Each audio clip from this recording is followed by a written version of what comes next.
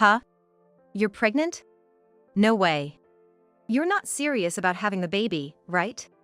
That was the first thing my husband said to me when I finally got pregnant at 40. Having a baby at your age, that kid's definitely gonna be defective. I can't deal with raising a child like that. With those words, he left me. 30 years later, I randomly bumped into my ex-husband on the streets. Looking exactly the same.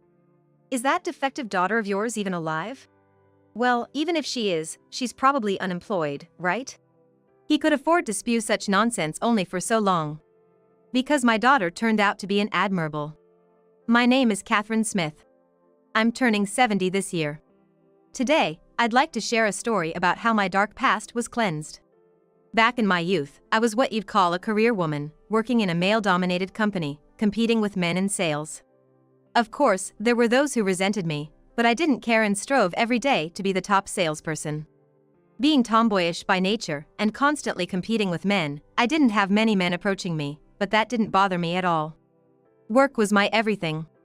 However, my parents were quite traditional and believed that a woman's happiness was in marriage, so they took me to matchmaking sessions time and again. At a party I was invited to by a colleague, I met Michael. He was planning to start a business and found my dedication to work impressive. "The future is for women to work hard too," he said, acknowledging my dedication. At a time when it was still frowned upon for women to work so hard, it was probably inevitable that I was drawn to Michael, who accepted me for who I was. We continued to date smoothly and decided to get married. I was 30 and Michael was 28 at the time. I guess you could call me the older wife. After graduating from a prestigious university, my husband Michael landed a job at a renowned company. But he declared he had a dream. And with that, he quit to start his own venture. It was quite a gutsy move, especially since he didn't rely on the knowledge or technology from his previous job, but chose to start a business in an entirely different field. At that time, I had no knowledge of entrepreneurship. My only aim was to get a job and work my butt off. That's why, when Michael shared his firm resolution to start a business, I must admit I was taken aback by his masculinity and thought it was cool. When I'd come home after work, he'd tell me things like, "I tried this out today," or "This is my goal, and this is the issue at hand." I didn't quite grasp all of it, but I enjoyed listening to his work stories. Living a monotonous daily life and striving to excel at my job, I found Michael's tales exciting and appealing. Then, a few years passed. And one day my company held a family social event. It was a weekend gathering where employees and their families came together for a barbecue to deepen our connections. At this time, Michael's business wasn't doing so well, nearly at the brink of closure.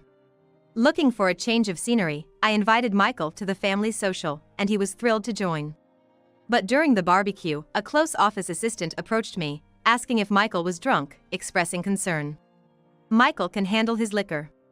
And doesn't change much when he's drunk. What happened? I asked, puzzled. The assistant told me she was worried because she saw Michael arguing with Ms. Smith from accounting. Arguing with Ms. Smith? Concerned, I rushed over to Michael and heard him saying, "But it's the truth, isn't it?" I quickly pulled Michael away and apologized to Ms. Smith for the disturbance. Later, I went to Ms. Smith to get the full story, and it turned out Michael had said something offensive about factory workers, suggesting it must be tough. I apologized deeply to her and thankfully, she forgave us. However, this discriminatory remark by Michael wasn't entirely surprising. Yes. Michael always took pride in graduating from a prestigious university, landing a job at a renowned company, and even starting his own business. He had a tendency to look down on others based on education and background. As someone with limited dating experience, I did feel a bit off about his remarks, but also felt proud when he said that me being a woman did not stop me from graduating from a prestigious university and competing in the male-dominated workforce. Despite some issues, we were living happily as a couple. Yet, we had another worry. We were having trouble conceiving a child. At that point, I was still working hard and wasn't too stressed about it, thinking it was something we couldn't control. But as I reached my mid-30s, the situation felt more pressing. Even so, I thought that if worst came to worst and we couldn't have kids, living a peaceful life just the two of us wouldn't be so bad. However, Michael seemed to have a different view. He began to express frustration about not having children yet. "It's embarrassing that we don't have kids at this age. Everyone around us has at least two. It's inconceivable that I'm the only one without any. That remark was what was truly inconceivable. In my mind, I retorted. It seemed Michael had a clear life plan. Marry a woman with superior genes in his 20s. Have 2 kids by his early 30s. He says this is the path that successful people take. A plan I had never heard of. But Michael seemed to live by it. In my 20s, I met and married Michael, who deemed me to possess superior genes. The plan was progressing smoothly until it hit an unforeseen snag. I was supposed to have borne 2 children by now, yet conceiving had become a challenge. This displeased Michael. His frustration started to show, and he bluntly criticized me. You're academically successful and career-oriented, but it seems you lack maternal aptitude. Moreover, he accused me, your alma mater might be renowned, but as a woman, you're flawed. I've been duped. When I broached the subject of fertility treatments, Michael rejected the idea, stating, children born through fertility treatments can't possibly be superior. I'm totally against it. What a biased opinion. No matter how I tried to persuade him, even suggesting a simple hospital visit, he'd say things like, going to the hospital for such a thing would be an embarrassment. When I tentatively proposed at least getting tested, he exploded, what, you're saying it's my fault? Cut it out. He yelled and insisted, if you really want to go that badly, go by yourself. But going alone seemed pointless. Fertility treatments are a couple's endeavor. Yet, Michael failed to understand this. Nonetheless, I visited the fertility clinic alone, where the doctor told me, everything seems fine. Please come back with your husband next time. That was to be expected. After all, a child isn't made alone. Yet, without Michael's cooperation, it seemed I had no choice but to give up. That's what I thought. A decade into our marriage, I began to see Michael's so-called masculinity as nothing more than selfishness. His enthusiasm for starting a business had faded into a cycle of starting and giving up, and now, 10 years later, nothing had changed. While he did odd jobs occasionally, my salary was the mainstay of our finances. Yet, he would conveniently ignore any inconvenient truths. How many times had the thought of divorce crossed my mind? But after 10 years, affection takes root. Occasionally he was harsh, but if I didn't dwell on it, it didn't bother me. Humans are peculiar in that way. And then, on one fateful day as I turned 40, something astonishing happened. I was pregnant. My period had stopped. Had I reached menopause already? But at 40, wasn't that too soon? Worried it might be an illness, I decided to visit the hospital. The doctor's words left me stunned. You're pregnant. But I'm 40 years old. Pregnant? I replied in disbelief. The doctor reassured me, it's not uncommon for women at 40 to conceive. Though it was surprising. The doctor continued. There are risks compared to younger mothers, and there are precautions you'll need to take, but many have healthy babies. Encouraged by the doctor's words, I was elated at the prospect of having a child. Surely Michael would share in my joy. Full of excitement, I reported the news to Michael. However, his response was utterly unexpected. What? You're pregnant? That's gotta be a joke. You're not seriously considering keeping it, are you? Michael's unexpected words left me speechless and dumbfounded. But without a hint of concern for how I felt, he continued. Having a baby at your age, that child is definitely going to have issues. Raising a kid like that is just something I can't handle. If you insist on going through with this, then it's divorce time. That's what he said to me. It felt like a hammer blow to the head. This was the child I had longed for. Not having it was not an option for me. Yet Michael was saying if I went through with it, we would get divorced. It turned out that to Michael, I was not someone to be loved, but merely a tool for producing superior children. Sure, after 10 years together, some affection had developed, but if I had to choose between Michael and my child, there wouldn't be a moment of hesitation. I'd choose my child. I could get by without Michael just fine. In fact, it would probably be harder for him than for me. With that in mind, I declared to Michael, I am absolutely having this child. The next day, he slapped the divorce papers in front of me. He was serious. But my decision was unwavering. We were going to divorce. As I filled out the divorce papers, Michael said to me, from now on, stay out of my life. So that's how it would be until the end. What were those 10 years for, I wondered. But I too had no desire to have anything more to do with such a man. I gave up any claim to alimony and child support and decided to go back to my parents' house. I was anxious about whether I could continue working in sales while pregnant, but the company appreciated my years of hard work and asked me instead to train my junior colleagues internally until my maternity leave, which I was grateful for. Michael had been cruel, but I was surrounded by understanding people who encouraged me, and I gave birth to a healthy girl, Mindy. Despite the worries of a child born to an older mother, Mindy grew up well-nourished. With love from me and my parents, becoming a thoughtful, beautiful, and kind girl. Raised freely, she became a curious and lively child. Fast forward 30 years. I'm now 70. And Mindy is 30. An independent and successful adult. I've lived happily without a single thought of Michael. Then, one day, I was stopped by a familiar voice on the street. "Hey, is that you, Catherine?" "Michael?" Yes, it was that detestable Michael. "What's with you, looking all scruffy like that?" Michael approached with a sneer. "Just turned into an old lady, huh? I guess taking care of a kid with disabilities is tough, right?"